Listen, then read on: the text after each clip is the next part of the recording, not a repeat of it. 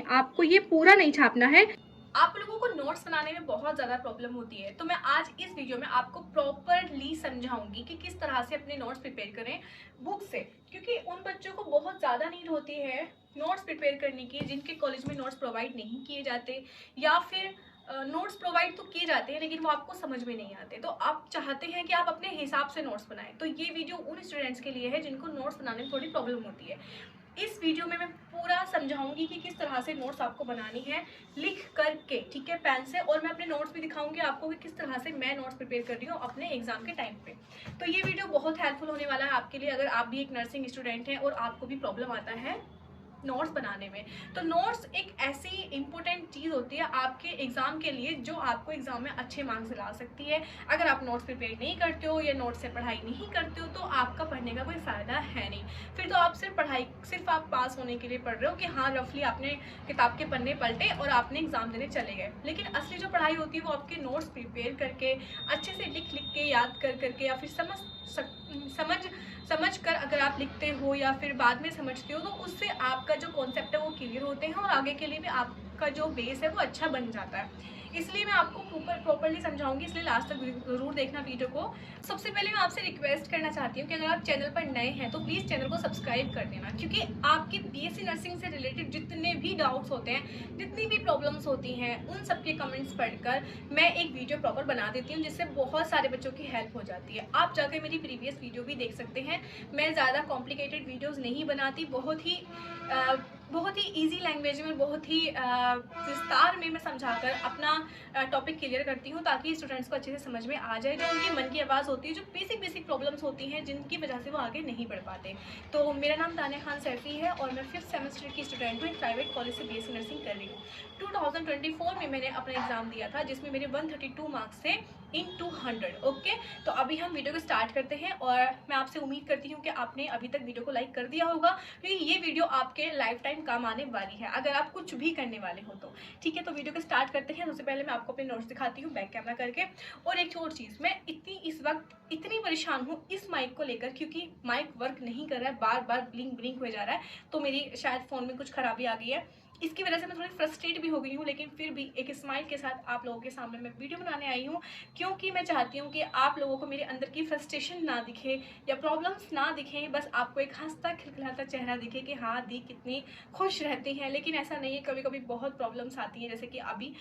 तो अभी लेकिन आप एक लाइक कर और वीडियो को आगे बढ़ाकर मुझे मोटिवेट कर सकते हो, ताकि ये प्रूफ हो सके कि जितनी परेशानी के बाद आप खड़े होते हैं या आप हिम्मत नहीं हारते तो भी आपको सक्सेस मिलती है। क्योंकि मेरे को आधा से 1 घंटा हो चुका है इस माइक में लगे और मुझे बहुत ज़्यादा गर्मी भी लगने लगी है, इसलिए वीडियो को लाइक भी कर देना और एक प्यारा सा कमेंट कर देना अपनी प्यारी सी दीदी के लिए, ठीक है। और हाँ, 50K तक आपको जल्दी से जल्दी पहुँचाना है, मेरे 50,000 सब्सक्राइबर्स करा दो, फिर मैं एक प्यारी सी आपको सरप्राइज़ दूंगी, गिव अवे करूँगी अपनी बुक्स का, जो भी मेरे पास बुक्स रहती हैं।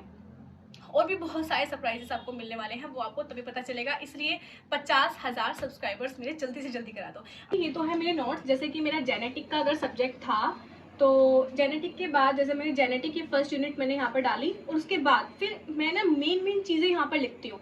रूट्स ऑफ ट्रांसमिशन की किस तरह से इन्फेक्शन फैलता है, तो कुछ पॉइंट्स मैंने यहाँ पर लिखे। ट्रांसमिशन ऑफ इन्फेक्शन, रूट्स क्या है ट्रांसमिशन के, यानी कि कौन से रूट से वो फैल सकता है, और ट्रांसमिशन क्या है यानी कि किस तरह से फैलता है, ठीक है। कॉमन मैटरनल इन्फेक्शन कौन कौन से होते हैं, जैसे कि चिकन पॉक्स है, ग्रुप डी स्ट्रेप्टोकोकस है, रूबेला है, यूटीआई है, सिफिलिस है या कोरियो एमेनोटिक्स है। इन सबको मैंने हाईलाइट किया है अपने येलो कलर वाले हाइलाइटर से, ठीक है। उसके बाद फिर मैंने इनके बारे में लिखा है कि इन सब चीज़ों में होता क्या है, रूबेला में क्या होता है, यूटीआई में क्या होता है, सिफिलिस में क्या चीज़ होती है, इस तरह से। तो ये चीज़ मेरे माइंड में फिट हो गई कि हाँ जो हमारे जेनेटिक और मैटरनल इन्फेक्शन होते हैं वो कौन कौन से होते हैं और वो किस तरह से फैलते हैं और कौन कौन से उसके रूट होते हैं फैलने के। फिर आते हैं एनटीडी। तो यहाँ पर एनटीडी के बारे में डेफिनेशन लिखी, abnormality in spinal and brain from birth, ठीक है। अब इसको मैं एग्जाम में इसको थोड़ा सा डिस्क्राइब करके लिखूंगी, इस डेफिनेशन को ही नहीं लिखूंगी, इसको पूरा डिस्क्राइब करने के बाद में लिखूंगी कौन कौन से टाइप्स होते हैं एनटीडी के, यानी कि न्यूरल ट्यूब डिफेक्ट्स के? तो टाइप्स होते हैं स्पाइना बिफिडा और एसिना फेली। एटियोलॉजी क्या होती है? मैंने बहुत ही कॉमन सी यहाँ पर मैंने सिर्फ हेडिंग्स लिखी है। जेनेटिक है, ओबेसिटी है या फिर डायबिटीज है, फोलिक एसिड है, एपोइड्स है, एंटी सीजर्स है, ये इनके एटियोलॉजी यानी कि कारण है, इस वजह से होती है। अब एग्जाम में मैं सिर्फ इतना ही नहीं लिखूंगी, जेनेटिक ब्लैक कलर से हेडिंग डालूंगी, उसके बाद फिर एरो लगाकर उसको एक्सप्लेन करना स्टार्ट कर दूंगी, मतलब ब्लू पेन से 2-3 लाइन लिखूंगी, फिर उसके बाद ओबेसिटी आ जाएगा। डायग्नोसिस यानी किस तरह से हम डायग्नोस कर सकते हैं। तो न्यूरल ट्यूब डिफेक्ट्स का इतने में लिख दिया मैंने और ये शॉर्ट नोट्स प्रिपेयर हो गए। लेकिन आपको एग्जाम में सिर्फ इतना ही नहीं लिखना, इसको अच्छे से एक्सप्लेन करके लिखना है। तो यही टॉपिक आपका 2 से 3 पेज आपका कवर कर लेगा अगर 5 नंबर में पूछा गया है। तो ये मेरे नोट्स हैं सारे, ये मेरे सारे नोट्स हैं। अब बात आती है कंजेनाइटल एब्नॉर्मलिटीज कौन कौन सी होती हैं, तो उनके क्या टाइप्स होते हैं, क्या कॉजेज होते हैं, क्या कारण होते हैं, क्या क्या डायग्नोसिस होते हैं, और ये यहाँ पर आपके एग्जाम्पल्स हैं। इसके बारे में मैंने 2 से 3 लाइन लिखी हैं ताकि मेरे को अच्छे से याद रहे। इसी चीज़ों को मैं हाईलाइट कर दूंगी ताकि मुझे पढ़ने में थोड़ा सा इंटरेस्टिंग लगे, ठीक है। तो हाईलाइट भी करते हुए चलना है। बाकी मैं आपको बताती हूँ कि मैं आपको किस तरह से नोट्स बनाने हैं। अगर आप फ्रेशर हैं, आपको बिल्कुल भी नोट्स बनाने नहीं आते हैं, सबसे पहले मैं इसमें 1-2 पेज देख लूंगी। और देखिए ये भी मेरे खुद के सेल्फ नोट्स हैं, ये मेरे सेल्फ नोट्स हैं। जब मैं फार्माकोलॉजी पढ़ती थी, फार्माकोलॉजी फर्स्ट मैंने खुद कंप्लीट करी है, A to Z टॉपिक। अभी मैं आपको बताऊंगी कि आपको कैसे बुक से नोट्स प्रिपेयर करनी है, ठीक है। ये मेरे सारे फार्माकोलॉजी के नोट्स हैं, जैसे कि यहाँ पर आपको दिखा देती हूँ मैं। जैसे कि यूनिट 6 है ना, तो यूनिट 6 में क्या है आपका, drugs use for endocrine system disorders. तो यहाँ पर आपकी ड्रग्स के बारे में बात की जाए तो मैं यूनिट्स का नाम लिखा है। उसके बाद कौन कौन सी ड्रग्स हैं, देखिए मैं इतना ज़्यादा यहाँ पर डिस्क्राइब करके नहीं लिखूंगी क्योंकि मेरे पास टाइम भी कम होता है। एग्जाम से मैं कुछ ही टाइम पहले प्रिपरेशन स्टार्ट करती हूँ। तो इंसुलिन है, इंसुलिन के बारे में मैंने 2-3 टॉपिक्स लिखे, लेकिन मैं एग्जाम में इसको और डिस्क्राइब करके लिख दूंगी कि इंसुलिन क्या होता है, कहाँ से रिलीज होता है, पैनक्रियास की कौन सी सेल्स इसको रिलीज करती है, किस चीज़ के लिए रेस्पॉन्सिबल होता है। उससे एग्जामिनर का जो आपका इम्पैक्ट है वो अच्छा पड़ता है और आपकी जो राइटिंग है वो अच्छे से होनी चाहिए, पॉइंट वाइज आपको लिखना है। फिर बात करते हैं क्लासिफिकेशन की। इंसुलिन जो है हम देते हैं, लेकिन कौन कौन से क्लासिफिकेशन होते हैं। एक तो रैपिड एक्टिंग होता है जिसको हम लिप्सरो या एस्पार्ट कहते हैं, या फिर शॉर्ट एक्टिंग होता है।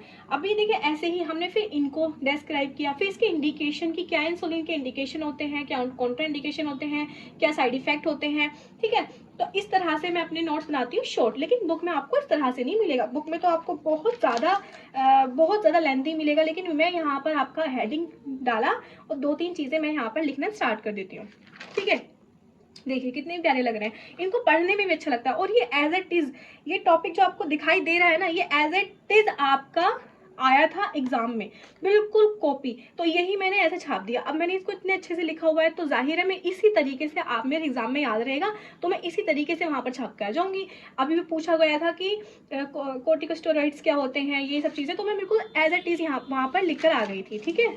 ये देखिए कितने प्यारे नोट्स हैं, मैंने खुद सेल्फ प्रिपेयर किए हैं। ऐसे ही मैं आपको बताती हूँ। फर्स्ट यूनिट निकाल लेते हैं, ठीक है। मैं आपको बताती हूँ थोड़ा सा, मैं आपको एग्जांपल के साथ। तो यहाँ पर जैसे पैथोलॉजी की फर्स्ट यूनिट है आपका किडनी एंड यूरिनरी ट्रैक्ट, ठीक है। अभी हमने इसका सिलेबस देखा कि हाँ आपके ये टॉपिक हैं जो आपके पूछे जाएंगे, किडनी एंड यूरिनरी ट्रैक्ट की इसकी पैथोलॉजी। तो सबसे पहला टॉपिक क्या है, ग्लोमेरुलोनेफ्राइटिस, ठीक है, ग्लोमेरुलोनेफ्राइटिस। तो यहाँ पर हमारा सबसे पहला टॉपिक यही मिलेगा। अभी इसमें आपको क्या करना, पूरा नहीं छापना है, आपको ये पूरा नहीं छापना है। ग्लोमेरुलोनेफ्राइटिस के बारे में आपको सिर्फ इतना लिखना है, glomerulonephritis is a type of kidney disease, इतना लिख दिया, ठीक है। अभी इसमें क्या हो रहा है, it is a condition once it's may result in renal failure, ठीक है। इतना लिखेंगे अपने शॉर्ट्स नोट्स में, इतना ही लिखेंगे हम अपने शॉर्ट नोट्स में। तो आपको क्या लिखना है, टॉपिक का नाम लिखना है, फिर लिखना है डेफिनेशन, ठीक है। डेफिनेशन के बाद आपको ये लाइन लिखनी है और उसके बाद ये लाइन लिखनी है, आपको ज़्यादा डिस्क्राइब नहीं करना है। फिर बात आती है टाइप्स की, तो टाइप्स में लिखना है आपको टाइप्स, फिर एक्यूट और क्रॉनिक, ये सब चीज़ें नहीं लिखनी है, ठीक है, ये सब चीज़ें नहीं लिखनी है। यहाँ पर आपको एक्यूट के सामने बस एक लाइन लिख देना कि डेवलप्स रैपिडली, बस इतना, डेवलप्स रैपिडली यानी कि तेजी से बढ़ता है, एक्यूट है तेजी से बढ़ता है, तेजी से ही खत्म हो जाता है। क्रॉनिक है, इसमें स्लोली ये बढ़ता है, डेवलप होता है और लास्ट से लॉन्ग टाइम, और ये लॉन्ग टाइम के लिए रहता है, ठीक है। तो ये आपका हो जाएगा इस हिसाब से। फिर उसके बाद टाइप्स हो गए। अब टाइप्स के बाद क्या हम हेडिंग डालेंगे, टाइप्स के बाद हम, ये बहुत कॉम्प्लिकेटेड होता है पैथोलॉजी आपका। बोलेंगे कि दी इतने सारे जो यहाँ पर ये टॉपिक्स हैं इनका क्या करेंगे, तो बहुत कॉम्प्लिकेटेड लग रहे हैं, तो आपको देखिए इनको नहीं छापना है, इनको छापना नहीं है। आपको जो चीज़ कॉम्प्लिकेटेड लगे अपना फ़ोन उठाना है या किसी भी ऐप से या फिर जेमिनी से, गूगल से, चैट जीपीटी से, उनसे पूछना है कि पैथोलॉजी ऑफ हिस्टोलॉजिकल चेंजेस या फिर ईटोपैथोजेनेसिस ऑफ ग्लोमेरुलोनेफ्राइटिस। आपको भी इजी लैंग्वेज में दे देगा, उस पर डाल देना कि हेडिंग्स भी साथ में आपको देनी है। हेडिंग्स के साथ जो वो दे आपको वो कॉपी पेस्ट मार देना है। और ये पिक्चर्स आपको अगर यहाँ समझ में नहीं आ रहे हैं तो आपको क्या करना है, आपको लेना है चैट जीपीटी से, ठीक है, या फिर जेमिनी से या गूगल से, ठीक है। तो ऐसे ही अपना टॉपिक डालना और उसकी पिक्चर मांग लेना, ठीक है। अब उसके बाद ये चीज़ जहाँ कॉम्प्लिकेटेड लगे हेल्प ले लेना अपने किसी भी ऐप से, ठीक है। उसके बाद बात करते हैं क्लिनिकल मैनिफेस्टेशन की। तो देखिए ये बहुत ही इजी लैंग्वेज में दिया गया है।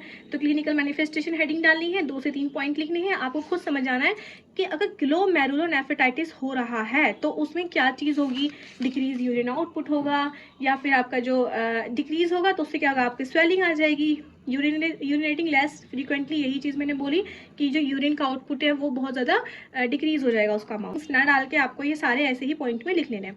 तो इस तरह से आपको अपने नोट्स प्रिपेयर करने हैं। कोई भी सब्जेक्ट हो अच्छे से आप कर सकते हो, लेकिन शॉर्ट्स में लिखना है आपको, ज़्यादा डिस्क्राइब नहीं करना है, क्योंकि ज़्यादा डिस्क्राइब करोगे तो कल को आप भी कंफ्यूज हो सकते हो। अदरवाइज़ ये माइक बहुत ज़्यादा ब्लिंक कर रहा है और इसने अभी तक शायद मेरी वॉइस आपको क्लियर आ रही होगी, अगर नहीं आ रही है तो भी मैं ये वीडियो अपलोड कर रही हूँ क्योंकि बहुत मेहनत के साथ ये वीडियो मैंने बनाया है। तो इससे पहले तो आपको कमेंट में मुझे ये बताना है कि आपको कैसी लगी वीडियो, और अगर आपको अभी भी कोई कंफ्यूजन है कि किस तरह से नोट्स प्रिपेयर करने हैं तो देखिए अभी आपको सिर्फ मैं इतना ही बोलना चाहूँगी कि आपको एक एक लाइन किसी भी चीज़ की उतारनी है। ऐसा नहीं है कि आपको पूरा वहाँ पर कॉपी पेस्ट मारना है बुक को, नहीं। और ईजी लैंग्वेज में अगर आपको चाहिए और आपकी बुक थोड़ी कॉम्प्लिकेटेड है तो आपको हेल्प लेनी है आपके चैट जीपीटी की या फिर आपके अदर ऐप्स की, जो वहाँ पर आपको ईजी कंटेंट दे सके, क्योंकि बुक कभी कभी कॉम्प्लिकेटेड होती है और कभी कभी बहुत ईजी होती है। तो एग्जाम के नजरिए से आपको ईजी पढ़ने की नीड है। तो मिलते हैं मेरे नेक्स्ट वीडियो में। और कोई प्रॉब्लम हो तो आप मुझे कमेंट बॉक्स में